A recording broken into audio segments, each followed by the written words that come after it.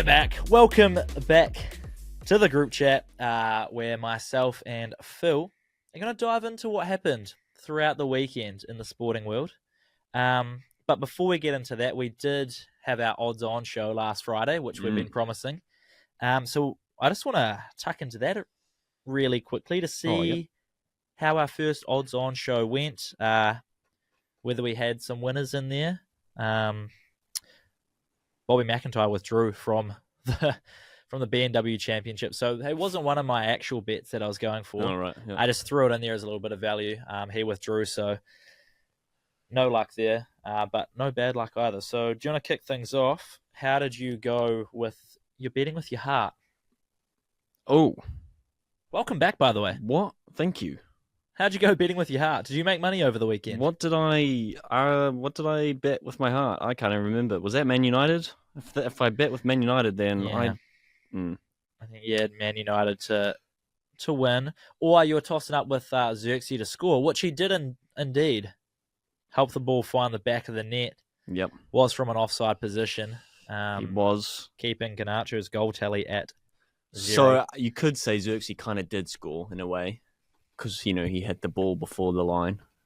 Love talking about goals that don't count, eh? Unfortunately, we seem to score a lot of goals that don't count, us Man United fans. See a lot of disallowed goals. But nonetheless, he was offside. He was just sort of still sliding in. Garnacho managed to hit him nice and square on the knee. Solid finish, like it rocketed into the back of the net. But Garnacho's got to do better there. He could really put that ball anywhere. Yeah, it's just unlucky. He could have placed it somewhere else, but, So the gut play, unsuccessful with Brighton scoring in the, 90 plus 6 minutes. Not ideal. Yep. You almost João thinking Pedro, a United comeback was on the cards. Well, considering their late winners that they're kind of notorious for, but we had our chances. Well, when Garnacho scored, we obviously thought, we're in for a W here, but nope, Xerxes offside. Ahmad Diallo had a good goal, but prior to that, he probably could have scored as well from a cross from Dello. Just required a little tap in. He decided to leather it. But yeah, João Pedro unmarked, 90 plus 5. Headers at home. We'll dive into that a little bit later. Yeah. But unfortunately, no luck there with the cash. My gut play. There was two that I was tossing up between. It was the Kai Havertz anytime goal scorer or Arsenal to win. I didn't want to go with the result. So I just backed Kai Havertz to score, and I should have gone the other way. So no luck for me either. The Penrith Panthers were utterly disappointing on their hot streak. Oh, was this the stat play, was it? This was the hot streak one. Oh. Where they had, what was it? They had won or covered the spread in 7 consecutive games after coming off a loss.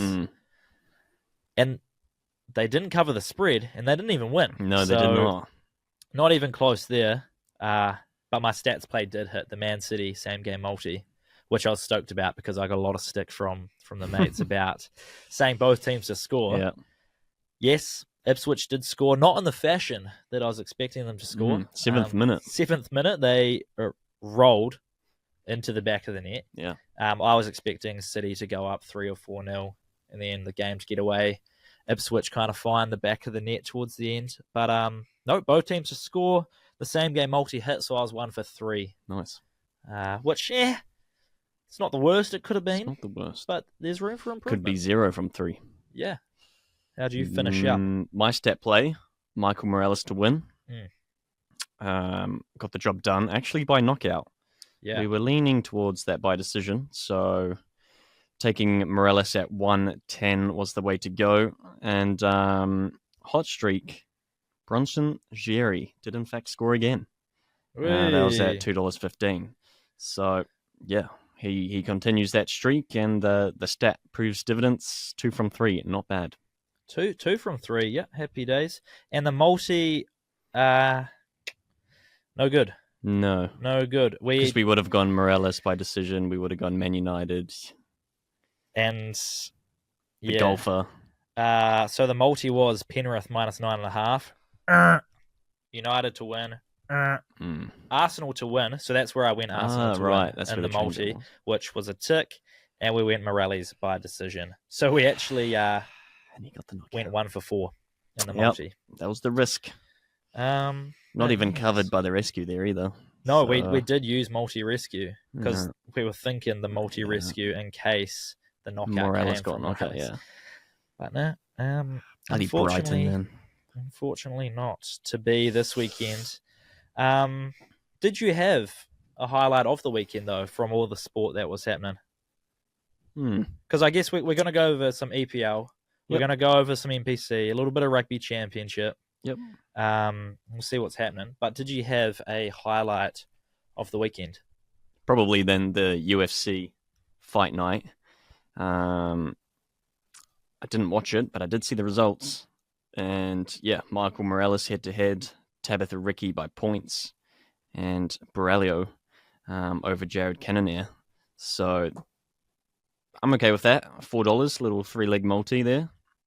You bet on that? I did, yeah. Oh, so your highlight of the weekend was you winning some money? Yep, correct. Ooh, okay. Check that out on the Bitches socials. You'll see I missed the NPC multi. I think Otago bet plenty, and obviously the EPL, Man United didn't go my way. And a couple other results. But UFC was the highlight. Landed those 3 bets there, which is pretty good from a fight night where anything can happen, so that was good. So you blind cashed the bet, essentially. You didn't watch it? Yes. And you just saw the money in the account. Did you check the Betcher account first, or did you check the results first? I always tend to try check the results before. I think it was the Betcher account because I was also checking the NPC results and seeing how they were going. Okay. Yeah. So, I had a little I just dabbled in a little multi, just a 4-leg head-to-head football results between La Liga and Premier League and Bundesliga. Ooh. But I don't like checking my Betcher account until I know the results. Because if I check it and I see, say I put the rest of my balance on it, and I see 0 on there, I was like, well, that's a loss. But at least if I check each result individually, the hopes get up. Right. The last one I checked was actually a loss, so I missed by 1 leg, unfortunately. That was Marseille. They couldn't get the job done in their game. But my highlights weren't betting related. It was just Lydia Ko winning the British Open at the home of golf, the old course at St Andrews. She has been on a tear this August, obviously winning a gold medal, and now she's just won the British Open. Is that back-to-back tournaments, or was there something in between that? Well, back-to-back tournaments that matter, right? I guess. Okay. The British Open at the old course, St Andrews, it's pretty historical, and she had an absolute huge August. So I think the Hellberg Awards are coming up shortly. I would say she'd be in there for sure. Surely. It wasn't meant to be for Sean Johnson's final home game at Mount Smart. That could have been a highlight. Yep. There were good moments to take out of that. But they did fall short, 18 points to 34. And Bulldogs too good. Bulldogs were too good, as was Lando Norris in the Formula One. Max Verstappen couldn't win his home Grand Prix out at Zandvoort, the circuit. That was good to see. Lando was way too good, won by 20 seconds in the end. Nice. And lastly, we've kind of talked about it. I know you did see it. Despite not seeing a lot of social media over the weekend, you did see Noni Madwike alpha dog Wolves by just posting on his Instagram story. Yikes. How shit a place Wolverhampton is, and then going and bagging a hat-trick. Do you think he accidentally did that, or was that on purpose just to rile things up? Because tempers did flare in that game. Well, he's claiming it was by accident. Yeah. I think, wrong account. I think it was meant to go on the close friends, potentially. The little green close friends private story. But, well, luckily he owned it and scored a hat-trick. I reckon he meant to do it. Like, I mean, why not? The players were fired up. I guess it's kind of a little bit of motivation that Chelsea needed. Maybe. I mean, they put 6 past them. They did. It was 2-2 at one point, was it? Yeah, it was 2. So, he probably loves Wolverhampton now, but Yeah, maybe he's going to look forward to it. And the next Instagram story he's going to post. Yeah. When they go, they won't play Wolves at Wolves again. But next time he goes to Wolves, guarantee you his Instagram story will be like, I love Wolverhampton. What a great place that is. Yeah, that's probably the funniest thing I saw over the weekend. Yeah. That got a giggle and obviously fired the fans up. Yeah, for sure. Both Chelsea fans, because their man went and backed it up, and the Wolves fans huge result would for have been hating it. Result Chelsea probably needed as well. Yeah, we'll get into we'll start with Man United because they were the first game. Oh, brother. They were. Now, I think we saw a new look Manchester United in terms of style and tactics they were playing. They were playing very high up the field and very fast-paced and direct attacking when they had possession of the football. So a new look there. Unfortunately, I feel like we're still seeing the same old Man United in terms of results. Yep. What did you take away from the 2-1 loss against Brighton? I thought we were looking good. We were doing all right, sort of position-wise. We're getting some shots on. It's just disappointing, man. It sucks losing at 1 a.m. in the morning. It's very last season-esque. I was just out in the bush, so my connection was pretty poor. It was dropping out every now and then. I start to fall asleep because of the bad connection, and then I just hear, Welbeck has... I go, oh my God, man, what now? Yeah. And then, pulled it back. Ahmad took the defense on finally after being pretty slow on the ball. He would kind of just... would have like a counter-attack, and he would just sit on the ball for some reason. But this time he actually took the defender on, and he scored a goal. He's like, where was that the whole game? That's kind of what we're seeing more of, I guess, and United fans want to see more of that fast, direct kind of. Yeah, and we had really good press. We were putting them under the pump. He missed an opportunity earlier, sure, from a good cross from Dello, but that Xerxes disallowed, the Garnacho disallowed goal was really upsetting because I thought that's it. We run away with the game now, but it wasn't to be. And then Brighton score literally like in the last minute of the game, pretty much. So from an unmarked Pedro, it sucks. Yeah, I think the defense have some questions to answer going forward. It just feels like towards the end of that game, it all just got a bit out of whack, out of sorts. Like the game obviously opened up, but it just felt like the 11 players in the red shirts just had no direction where they were going to go. They kind of found themselves in no man's land, and it showed with the last minute winner because no one was around. Yeah.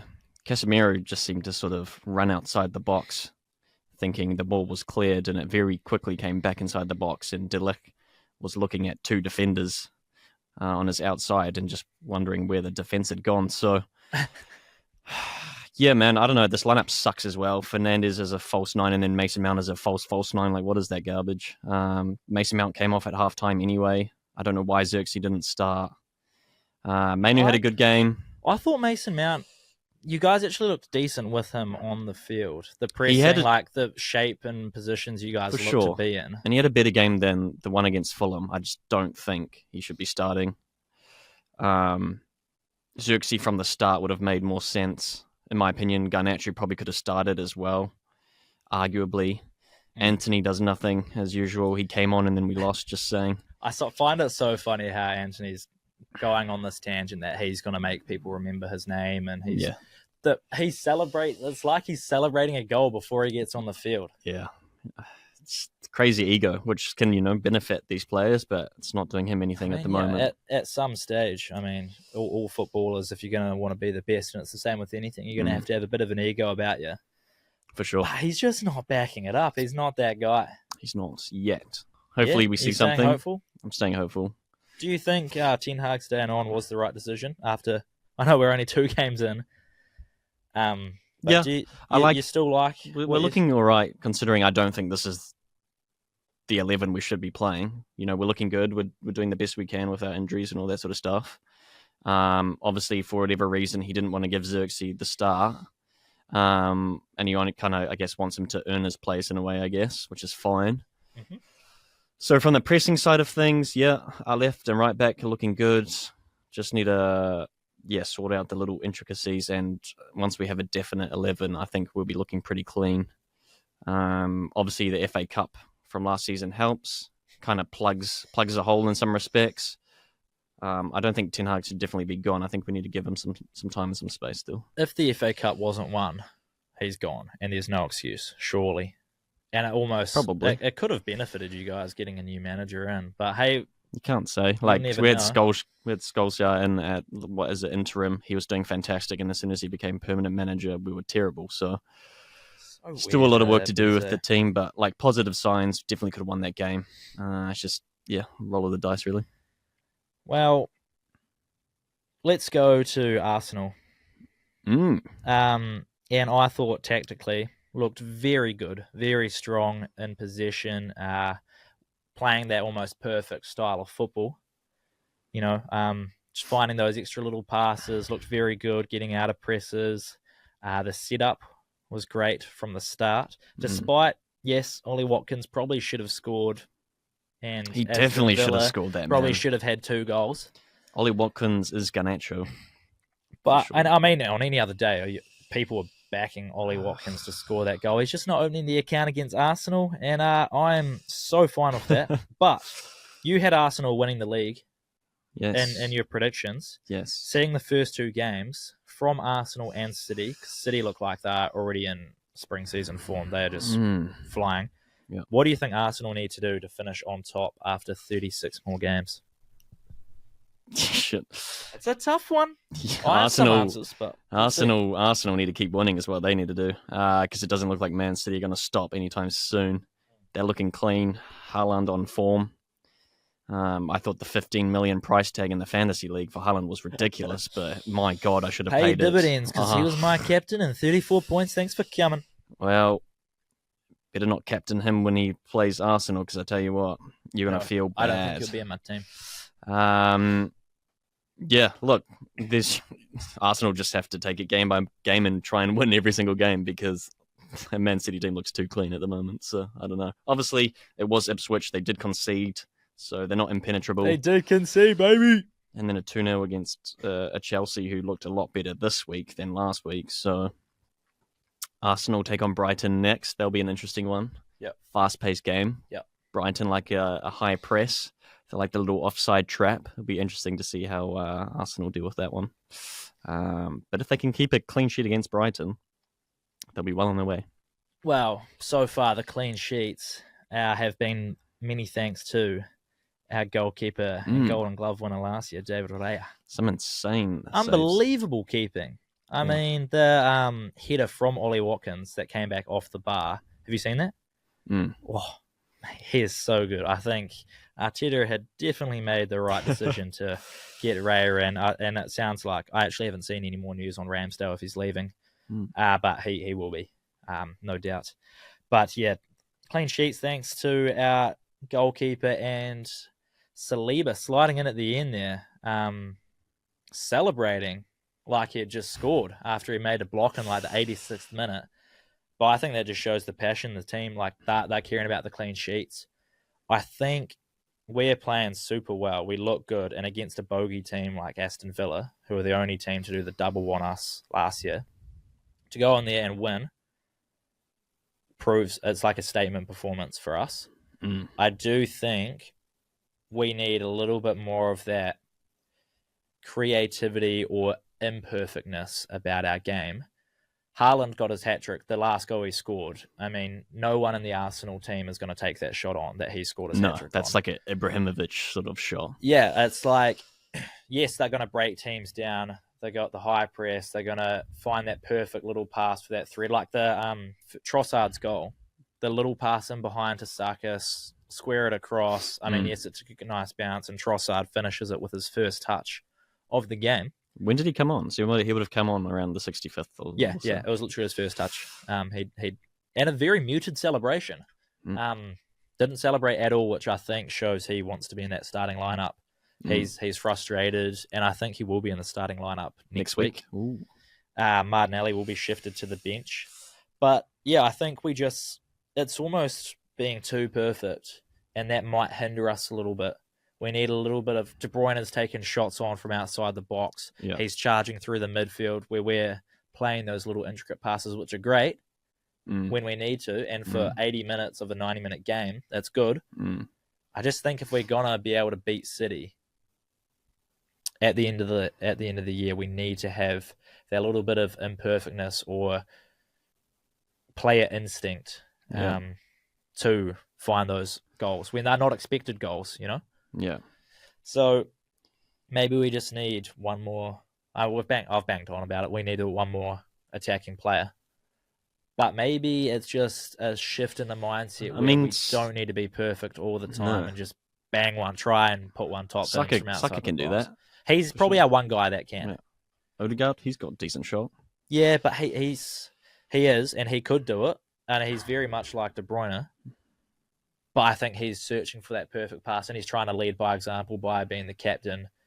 If he's doing this, everyone's got to follow. Right. So he's playing the perfect football. And just take a shot, you know? Just have a bit of a risk about it. I don't know. What are your thoughts on that? I think you guys are pretty high in the foul counters. I was just looking. Commit a lot of fouls. Coming up against the bigger clubs, you have to be careful on that one. But yeah, no, I think you have the talent within your squad to get the sort of things that you need. I just don't know. Is it a structure thing? Are they allowed to do? It's really just in the moment. You can't really ask for that. It either happens or it doesn't happen in the game. And I think 2-0 and a 2-0 back-to-back is a great start. Oh, don't get me wrong. I'm not complaining about it. I'm just saying if we got to compete with City for the whole season, you probably need to slide tackle Haaland as one of your fouls, injure him, and get him off the field. I think when Liverpool managed to get over City and win, I'm pretty sure I saw they won 28 of their first 29 games. Sheesh. And that was the only way they were able to end up on top, which is crazy to think about. Yeah, and that De Bruyne and Haaland connection is very scary. Very scary. Oh, actually, I talked about that repeatable goal from Saka to Havertz. Nearly happened again. Havertz just couldn't get... Did he get his head on it? I can't remember. But it looked very, very much similar to the first goal. So I stand by what I was saying there. I think we're going to see that combination, just like the De Bruyne-Haaland one. Obviously, 4-1 win over Ipswich. Apart from that 7th-minute goal that dribbled over the line. Yeah, it did, didn't it? They were clinical. They're good. They were clinical. Liverpool looked good over Brentford. 2-0. Diaz looks like everything you'd want in a winger at the moment. Definitely. I feel like he feels a bit mentally unstable, and you don't know what he's going to get with him. But he is just, it's sick to watch. Yeah. Smith Rowe, I was happy to see him knock one in for Fulham in their 2-1 win over Leicester. Very nice. That Chelsea game. 6-2. 6-2. We talked about the hat-trick hero and his shit posting on Instagram. Yep. But did you take any note of that Chelsea game? What, you just watched the highlights? Watched the highlights, saw the hat-trick, saw the Instagram story. Palmer, triple assist, was it? Yeah, and it was a goal. The same goal, just copy and paste. João Felix back in business. Was that second debut goal? Pedro Neto to João Felix. Yeah, Neto as well, getting involved. Yep. Nicholas Jackson, 2nd minute. I was stoked that he scored because I added him into my fantasy. And Nkunku didn't do a lot. Yeah, can't say I expected a result like that coming out of Chelsea, but it's exciting stuff. It felt like they were playing more of the Pochettino style that they were playing last year, the high-risk, free-flowing, fast-paced game where they just kind of went out there and blitzed whatever they wanted to do. Right. Which doesn't seem very Maresco-like. So, I don't know if it feels like he's trying to get away from that style of football, but it seemed to work. So, do you think fans are going to be ecstatic about that performance? A 6-2 win, hard not to be. Yeah. Or like slightly concerned that they're not playing the style the manager really wants them to play? I think if you win, you should be happy. You've just won 6-2. I think you can overanalyze games sometimes. shit, if Man United won 6-2, I'd just be ecstatic. I wouldn't be going, but that's not the way Ten Hag wants to play. So who cares? You just won 6-2. That's sick. Let's celebrate it. You just got a hat-trick. A player score a hat-trick, completely shit on Wolverhampton online, and then score a hat-trick, and then you got Cole Palmer, who everyone, as a Chelsea fan, loves, just get a triple assist. Like, shit. I mean, yeah, what's not to like, really? Yeah. And if you're going to say, oh, yeah, we won, but it's not the style we want to be playing.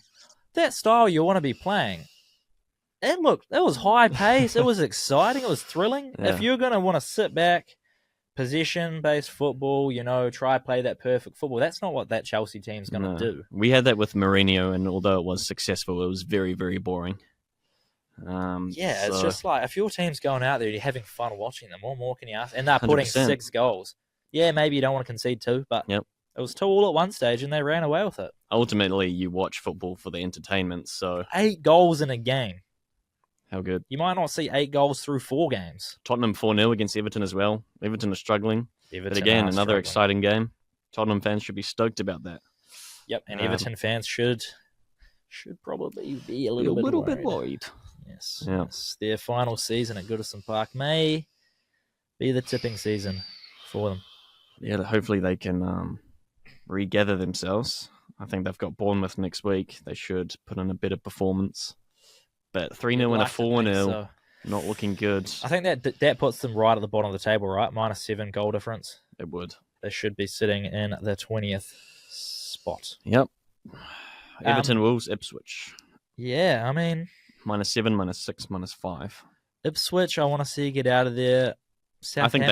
I think they will. Where's Southampton? Are they 15th 16th. Crystal Palace should not be 17th, man. They've had so many chances. They should have won their last 2 games, in my opinion. But yeah, very interesting stuff to the start of the season. So high scoring games in the Premier League. High scoring games across the board in the NPC. 3 teams getting over 40 and another 5 teams scoring 30 points or more. Which team impressed you the most this weekend? Well, I was happy to see that. I think talking about it last week, that $1.87 a piece. I did say North Harbour had a feeling they'd get over Waikato, but my God, I did not expect a result like that. 43-29, very impressive. It was 22-all at one point in that game. In the 55th minute, I believe, just before Cade Banks scored that little grubber kick through, and then got on the end of what was that his 4th try or something? He scored 4 tries that game. Incredible. But yeah, 22-all, and to finish, what was the end score? 43-29, I think. Yeah, the Otago result was a shock. Otago beating Bay of Plenty 31-26. Yep. Auckland, well, we've said avoid Auckland all season, and yep, there you go, losing 27-21 to Canterbury. You don't want to. They're desperate for a win. Did you see that game? Hell no. It was played at Eden Park, and it looked like it was COVID again because there was no one in the stands. Yeah. And we were just talking about it earlier with the Wellington playing at Jerry Collins Stadium. It's a way better atmosphere. Like the smaller grounds, you get fans in. I mean, Stag Day down in Southland looks sick. Yeah. Those smaller grounds where the community actually gets around it. Why play those games at Eden Park when you're going to get 5 people there? Yeah. It looks terrible. Yeah. And I mean, Auckland Rugby sorted it out. Apart from the Blues winning the Super Rugby. Jeepers. Yeah. Hawke's Bay, huge win. 55 points scored there. Taranaki triumphant as well over Southland, unfortunately by 15 points. So that 13.5 we talked about didn't quite squeeze in. Didn't quite, but Southland had the opportunities. They were pretty poor set pieces. Their lineup was disgustingly shit. So yeah, really disappointing. Wow. They had their moments in that game, man, and they let Taranaki just walk over them. They scored to get within, I think, 7 points or something. Yeah. And then a minute later, they just let Taranaki run straight through the middle. I was like, what is going on? It's almost like they just switched off. Yeah, definitely. Switched off at the line out, switched off in defense. There were a couple shirt grabs and around the collar. Like things got fired up a little bit in that game. So it did. It was very. See feelings being thrown good. around. Need that in the NPC. A bit of emotion. Yeah, it's good to see. North Harbour, obviously very impressive. They were kind of the team that impressed me the most, as well as Tasman. I mean, one of the 3 unbeaten teams after 3 rounds. They look super strong. But yeah, there are 3 undefeated teams left. Hawke's Bay, Wellington, Tasman. Okay. I have each of their 3 next games. Do you want me to read them out, or you got them? I'll read them out. For sure. Alrighty. Hawke's Bay, they finish round 3 taking on Canterbury tomorrow night. Okay. Because they have the Ranfurly Shield game. Right. So they have Canterbury, then Manawatu, and both of those are away. So Hawke's Bay travelling, and then they're back at home against Tasman for another Ranfurly Shield defence. Do you see them winning all 3 of those games? I think really the only one at risk for me, despite Canterbury getting a good win finally over Auckland, I don't think they're as good as Hawke's Bay. Mm-hmm. I think Fakatave's leading. Well, he's like MVP at the moment. The medal table. I didn't know NPC had a Dewan Monkley medal. Okay. So he's leading the table there. I guess it's like the Daily M. Yeah. Daily M. But Manawatu were leading Wellington. Unfortunately, just lost that 39-31. Yep. Penalty conversion at the end to push that to 8 points. So I see Hawke's Bay beating them as well. Yep, so they're 2 from 2 in the next 3. And it comes up to that Tasman game, which I think could go either way. Hawke's Bay at home, so... Shield defence. I don't think Tasman have ever won the Ranfurly Shield. Interesting. So... But yeah, they're looking good as well. I think they'll be like the key fixture coming up. Who else was... So Tasman as well. Yep, so Tasman are in there. That Hawke's Bay game doesn't actually come into their next 3 games. Okay. So Tasman have Bay of Plenty at home. Oh, I apologise. They do play Hawke's Bay in the next 3. My bad. They play Bay of Plenty at home. Yep. Then they head to Hawke's Bay to take on the Magpies. Okay. And then they are at home against Wellington. Okay. Yeah, 2 tough games for them there. Bay of Plenty did just lose to Otago. Shock result. 3-game stretch. That is a tough 3-game stretch. Could be one that kind of makes or breaks their season, I think. Could be. And what's the third team? That third team would be Wellington. Okay. The Lions, baby. Yeah. They are away against Canterbury. Yeah. And they're home against Southland. And then they're away against Otago. Yeah. I think some tough fixtures. I would say I'm going to go Hawke's Bay win their first 2 against Canterbury and Manawatu. Okay. Lose the Shield to Tasman at home. So Hawke's Bay will not remain undefeated after 3 more games.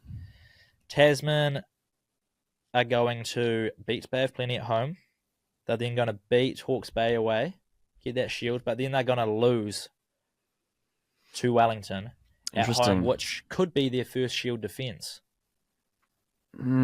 So then I have Wellington being my only team unbeaten after 3 more games. They'll get up over Canterbury. They'll get up over Southland. They'll get up over Otago. Interesting. I feel like it's between Hawke's Bay or Tasman to be undefeated in the next 3. So who are Wellington losing to? I think against Canterbury. They've been squeezing results these last couple of weeks. I think they're at risk to Canterbury. They're at risk to Manawatu, and they're at risk to Tasman. They should beat the first 2. There's no way they beat Tasman the way they're playing at the moment. I think Tasman will. You think Tasman beat Wellington? Do a job over them, and honestly, they're at risk from those 2 games. I haven't seen anything overly. Wellington are at risk. Yeah, 100% against Canterbury or Southland. Is it Canterbury or Canterbury? Then Southland, and then Otago, and then next 3. Oh, so they got Southland's fine. I'm looking at the wrong games, but Canterbury, yeah, for sure, it could be a tight game. Otago. I'm looking at the wrong teams here. So they play Otago, Southland, Canterbury. Yeah, Canterbury first, then Southland, then Otago. So not Tasman. They play. That's the 3rd game in the Tasman stretch. Right. I don't know where Tasman don't get another game in there, but even still.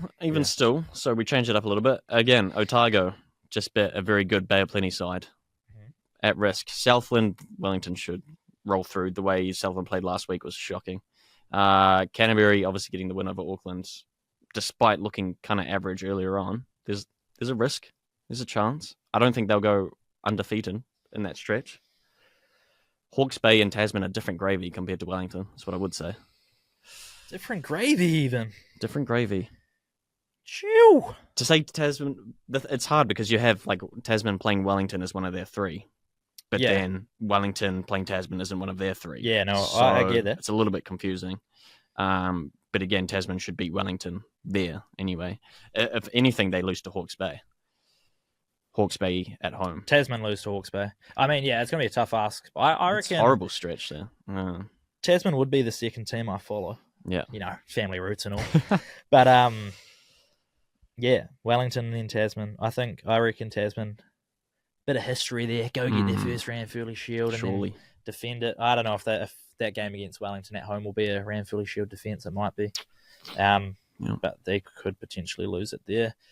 Just while we're on NPC, I saw a little number go out where Jackson Garden Bishop now just becomes the second man in Bunnings NPC history to kick over 200 conversions. Wow. Grant Fox is the only other man with 312 conversions in NPC. Obviously, we're seeing a lot of less players that go higher honours playing NPC. Yep. But good on Jackson Garden Bishop. And then the other one was Kenny Naholo. After he scored on Saturday night, he is now tied with his brother Waisaki Naholo with 22 tries for Taranaki. Massive. Kenny did it in 35 games when Waisaki did it in 44. Little brotherly rivalry there. Huge. Yeah. Did you have anything interesting from the NPC that you want to mention before we move on to Rugby Championship? Nope. Just don't bet on Auckland. Keep staying away from Auckland. Stay away from that place, please. Thank you. And now I want to get your thoughts on where you stand in this long-lasting rivalry between the All Blacks and South Africa. We have a World Cup final rematch this weekend. I want to know where you're standing, just where your heart is. I'm a bit surprised. Obviously, it's South Africa. Springboks all day, every day. Only paying $1.37, which was very short for me. New Zealand $2.90, South Africa 1 to 12 $2.70, New Zealand 1 to 12 $3.80. I think that's where the value is. Those 1 to 12 markets. I imagine it's going to be pretty tight up in Joburg. The last time they faced in Joburg, 23-35 win to New Zealand. Ooh, baby! So it's within that 1 to 12. Yep. But I think... And it is an All Blacks win. Something like New Zealand have only won 25 of the 52 or something like that. So nearly 50%, which isn't a great record for South Africa if you look at it that way. No, it's not. Only defending at home. I think South Africa are at 26, and then they've had the one draw. So pretty tight. A little bit concerned about the lock situation going on. Have you heard about that? Yeah, you mentioned it a little bit earlier, and I kind of dived into it. Yeah. The first person, I guess, was Edsmith, and he would be he's big a risk due Talk to that. To me a little bit about that. And do you think that affects the game? Obviously, of course it does. It kind of impacts the whole bomb squad thing happening, doesn't it? 3 of your locks out of the test. Well, you got Etzebeth with the knee injury, Snyman continuing to sort of nurse his foot niggle, and then Murat, who had that HIA issue in Perth, I think it was. So that probably means PSD has to move to the lock, Peter Steph-Toy, which I think our team will be fine, but we're not going to be as strong as that forward pack could be. You know, if you had Snyman coming off the bench, you had Etzebeth coming off the bench last week. He was dealing with very quick as well. He was because of that HIA. Yeah. But there's 3 kind of key players there, and PSD, although he can play lock and he does fine there, he's just a different sort of beast when you put him on the flank. So I'm a little bit concerned from a forward impact point of view, but I still think we've got a deep enough squad to get the job done. Okay, well, if you were able to make one change to the starting 15 from that played against Australia to this weekend's game, say you've got the locks you want, you've got that luxury there. We're not sure about the injuries just yet and who they are going to name. If you were to make one change, what would the change be in the starting 15? Well, obviously, Khaleesi didn't play that game, but we did all right. Is this playing Australia or is this just the 15 that took on Australia? Yeah.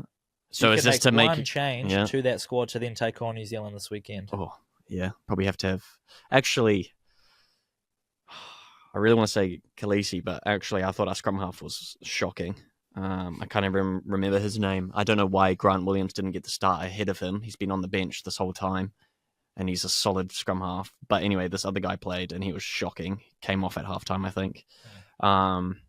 So, yeah, we got Jaden Hendrickser back in the squad. So you probably slot him in to start, and then Grant Williams off the bench.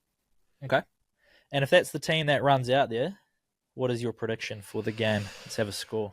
Can I say 1 to 12? That 270. What, South Africa 1 to 12? Yeah. You don't want to put a score on? Not really. You reckon both teams get above 20?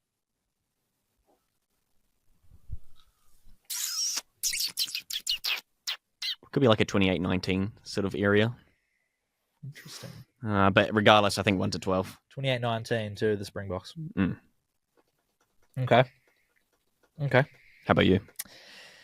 Well, I thought the 15 that played against Argentina had a lot to prove, and they went out there, answered all the questions because they had that hunger, that point to prove, we got to go stand on business here. We got to go defend the fortress. Exactly. No, sure. If they can take that mindset and replicate just the thoughts and feelings and mentality that they would have had in the dressing room at Eden Park, if they can do that in Joburg, I think we're going to be huge in that game. Yeah. So there wouldn't be a whole lot I'd want to change, because when the bench started to roll in against the Pumas, we lost a bit of momentum. It was a little bit flat, like the last 30 minutes of the game. There were 2 tries scored in the second half. Yeah. So for those 2 reasons, I'm sort of inclined not to make any changes, apart from the one obvious one that would be Scott Barrett coming back in to lead the team. Okay. So he would come in and replace Sam Darry in that locking position. He'd take the captaincy back off Artie. Would he? Yep. Would he? Fraser's getting exactly what he wants. We saw that with the departure of Leon McDonald. Yeah. Scott's going to come in. He named him as captain. He's going to get what he wants. Scott is going to be captain again. Artie and Geordie will go back to being the vice captains. Do you like Artie's passion, though? Oh, especially the way he led the team against Argentina. Just leading with his actions, first and foremost. Yeah. Great. And he needs to continue to do that, whether he's captain or not. Yeah. He needs to continue to lead with that physicality and just the way he carries himself on the field. If we can do that and replicate the first half, that's a tough ask. If we can replicate the first half, include Scott Barrett in there, I think we'll get the job done. Interesting you said 28-19. I had 28-23, but to the All Blacks. Okay, so also within that 1 to 12, which for the All Blacks was 380. Not bad. Yeah, that is value. I'll take that. There's a couple of people around the office throwing the New Zealand 13 plus numbers at me. It could be worth a dabble, especially you chuck it on before any injury news about the South African gets confirmed. Because I think as soon as some injuries come out, it's a bit that's on the fence, but Springboks have basically said, he's probably not going to play. Yeah. So that may have already, but they're still sitting at $1.37, so maybe it hasn't. And Argentina $1.33 favourites at home to get the job done against Aussie. You see anything different there apart from the fact that Pumas are going to win? So it's tough to make these calls when obviously we haven't seen the lineups for any of these games, but I think at like face value, I'd say Argentina get the win at home. Yeah. I don't know what more Australia can offer. I think it'll probably be a good little tussle, but I do think despite that last game they had, they're still looking pretty good. Argentina. Yeah. I think at home as well, in front of their own fans. Yes, I think specifically at home. Passion will be burning. 100%. That forward pack will just, every tackle will mean something. Belt out that national anthem. And tears will start flowing. I know how powerful a national anthem can be. Oh boy. That was like when the All Blacks did the haka. Yes. Against Argentina at Eden Park, and I just looked at you and I was like, yep. Yeah, they're winning. We're winning this. Yeah. We've got this. Yeah. So we can cover those more closely with what our bets will be when we know the lineups, when we come back on Friday. But before we wrap things up, I've been seeing this little trend, and it's that nobody will remember your salary, how busy you were, or how many hours you worked. But people will remember. Fair.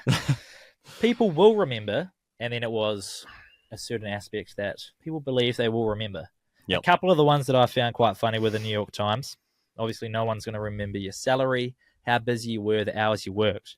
But people will remember how quickly you solved the mini crossword. Oh, yes, yes. Your daily crossword streak, and one that hits home for you, that time you solved the Wordle in 2 guesses, but for you it's 1. Oh, yes. So that's a memorable moment, right? But will other people remember that? If you tell your mates that, they're probably going to remember, not probably what the word is, but they'll remember you. Oh, what's the word? See? I feel like it was state or plate. I'm going to say one of those ones. Yesterday's one was steak. Oh, interesting. So, wasn't that? State. S-T-A-T-E. That's the word you got onto. And 1. Oh, yeah, sorry, and 1. See, you've already forgotten. Irrelevant. That's because you didn't tell me. Another one I saw was one that hit home for me, and it was Duolingo. Ooh. Nobody will remember your salary, how busy you were, the hours you worked, but they will remember, if you are a Duolingo user, you will remember the sound it makes when you get a correct answer. Ooh. And your streak. Yeah, you're always going to remember your streak. Sure. Where it ends, I'm yet to get to that point. Yeah. You'll probably remember the number your streak. But sport accounts have been jumping on the trend as well. One I saw, the people remember, was the video played of the Black Caps losing that 2019 final against England. Tough. On a boundary countback, and that broke me. Australia rolling the ball down the pitch. Yeah, well said. Yeah. That World Cup win, actually, I'm not lying when it broke me. I broke my phone when that happened. Tough result. But is there one that you think people will remember, a sporting moment? 2010 FIFA World Cup. Oh, heading to South Africa. Jubilani Ball. Yeah. Shakira Waka Waka. Oh. Da Vuvuzela. Okay. The atmosphere. The freaking German octopus that predicted like all the games for Germany. Yeah. So you're going 2010 World Cup as a whole, just the whole event. Yeah, I could stop at the Jubilani Ball. Well, that's what I thought you were doing. The dipping, how sick it was. That's the GOAT ball as well. A lot of people think that. And there's also people that go, terrible ball. I think it's the best ball ever. We said football was all about the entertainment. That ball, purely by itself, provides 100%. Entertainment. Probably the best World Cup song by Shakira there. Waka facts. Waka. The Vuvuzela noise. Yep. You know? Yep. And that German octopus, man, Paul the Psychic. 8 from 8, I think, in his predictions. Yeah. Did you actually search that up to see? 8 from 8, like, I guess how many legs or tentacles he has. Yeah. Legs, or what are they? Legs, tentacles, legs. The tentacles are the little things on their legs. Yeah. Okay, so Paul the Octopus was so precise in his predictions during the 2010 World Cup that he received death threats from the German fans when he accurately guessed their semi-final loss and had to be offered state protection. He correctly predicted every single World Cup match outcome for the German national team that year. I think it was a loss to Serbia. He guessed correctly that they'll lose to Serbia, and then he also predicted that Spain would win the World Cup. Where is he now? So insane. He's dead. The Germans got him. Yeah, I think they did get him. Probably had him with some like lemon and some salt and pepper. But you can't go past a little bit of that. Crazy. Just a crazy World Cup to have all those things. Yeah, I'd say you're pretty bang on the money there. I think people will remember that World Cup. Yeah, for a long I think time. it's a favorite for a lot of fans, and that ball is a favorite for a lot of people as well. So just overall, I'd say I think that and then going into the World Cup in Brazil, they were on a roll there. That was 2014 World Cup in Brazil. Yeah, that's sick.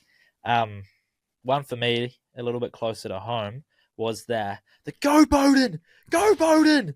When we ran away with it and scored in the 2015 Rugby World Cup final against Aussie to go back-to-back, win the Webb Ellis. Just the kick through from Ben Smith, getting the break, get on to Bodie, and just chasing it down. And it's a couple times when commentators let the emotion, because they're meant to be neutral, and they let the emotion get over top of them. And the Go Bowden scores, the All Blacks pile up.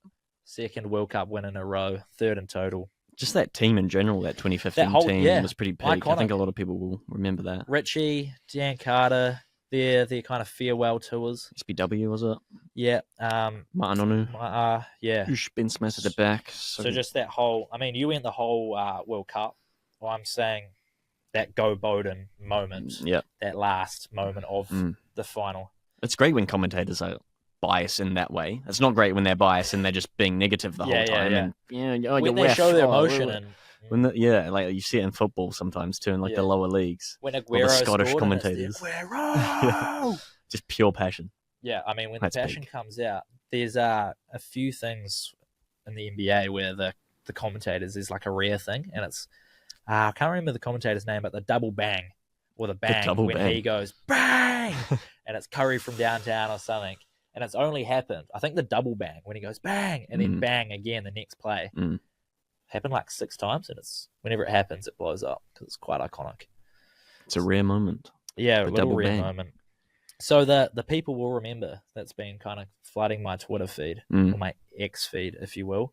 Another one that has happened over the weekend, and interesting because we had the UFC judge get fired mid-card. Yeah. This time suspended. Yeah. Yeah, sorry. What was the result of that? No idea. This time, Floyd Mayweather in his exhibition fight, midway through the fight, fired the ref. Did that happen this weekend? This weekend. Fired him. He had an exhibition fight? Yeah, weirdo. Against who? He. It's fine. Doesn't matter. So yeah, the ref. That's obviously the highlight then of the fight. That was the only highlight, yeah. The only action was the beef. How can a boxer fire? How does that work? Well, I guess he's running the event. He's the main man. The ref penalised him for. He was running the event. I guess so. Like he was fighting. There was no winner. He was fighting in the ring. Yes. And he was running the whole gig, guess so. The whole shit. And they say boxing isn't corrupt. Well, an exhibition. Well. There was going to be no winner. Yeah. Regardless. Right. But. Well, you would still be able to bet on it, surely. I don't know. Good question. Well, I didn't even know what was happening, so that's how good it was promoted. Yeah. So anyway, the ref penalised him for an illegal strike to the back of the head. Floyd said, nah, screw this. You're out. Kind of like chatted back. A little bit of back and forth. Yeah. And by the time the fight resumed, see you later, ref, and a new person stood up. Interesting. Yeah. So corruption. Yeah. Could you imagine if players in other sports had the ability to just be like sacking off refs mid-game? Yeah.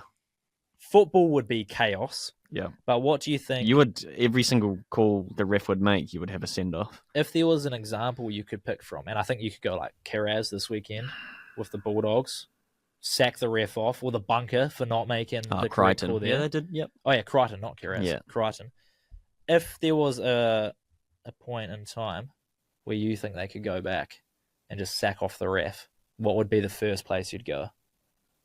You could pick any game. I need to pick one. You could pick any game from the Warriors in the last 2 seasons. Oh, yeah, fair. Get rid of that NRL bunker. Holy moly, that's so unbelievably inconsistent.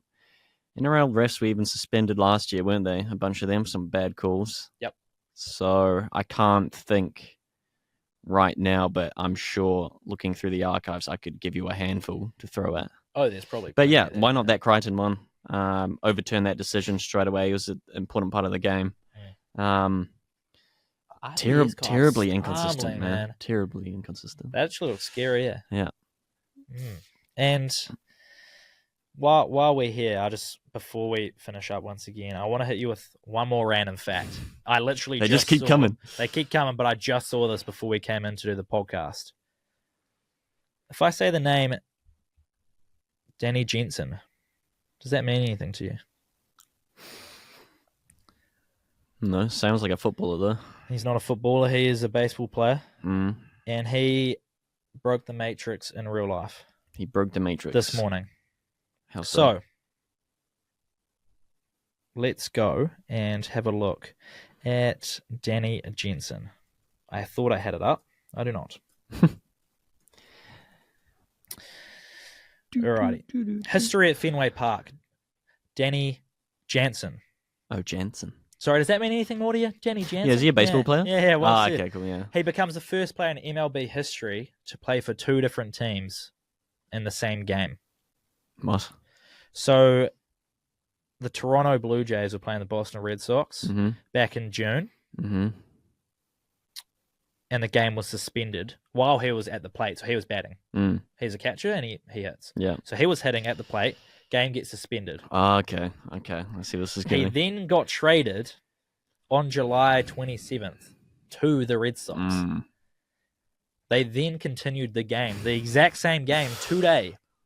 And it was during his at-bat the game was suspended. So someone had to come in and replace him as the batter. Yeah, and guess who was catching? Danny Jansen.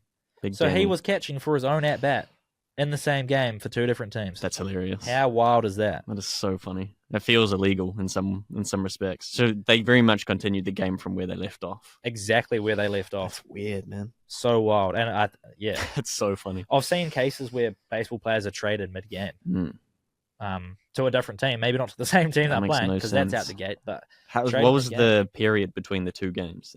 How long was that? June and then today. So 2 months. 2 months, yeah. Yeah, and he was traded on the 27th of July. Insane.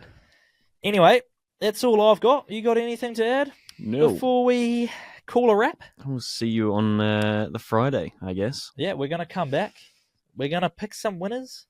So, before you indulge in your weekend of betting, make sure you obviously listen to this one first. Listen to what we've chatted about. Please listen. And then come back on Friday because you went 2 for 3, I went 1 for 3. Both looking to improve. We might hit a multi, so check that out.